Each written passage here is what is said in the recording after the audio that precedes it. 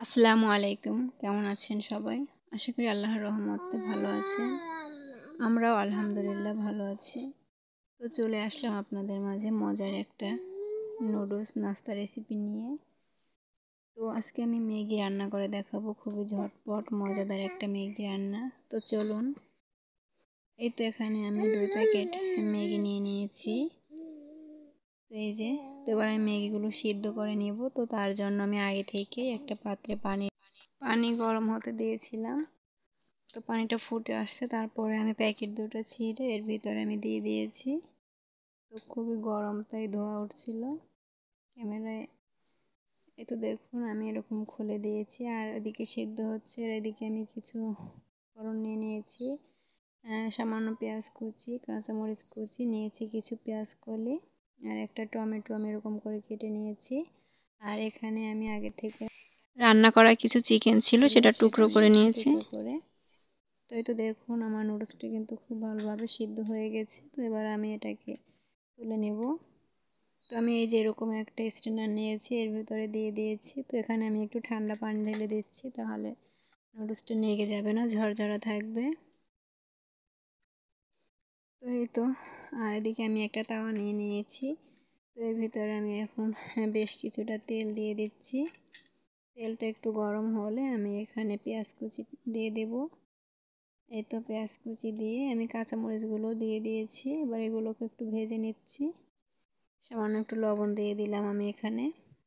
ভেজে নিয়ে আমি এখানে দিয়ে দিয়েছি পেঁয়াজ কলিগুলো বা পেঁয়াজ পাতা, যেটাই বলেন। তো এগুলোকেও আমি একটু ভেজে নিচ্ছি।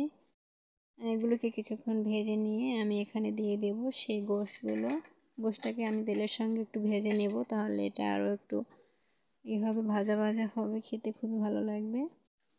তো এটাকে আমি বেশ কিছুক্ষণ ভেজে নিয়েছি, আর এখানে আমি সামান্য একটু হলুদ গুঁড়ো দিয়েছি। এটা চাইলে আপনারা স্কিপ করতে পারেন, তো আমি দেই, ভালো লাগে।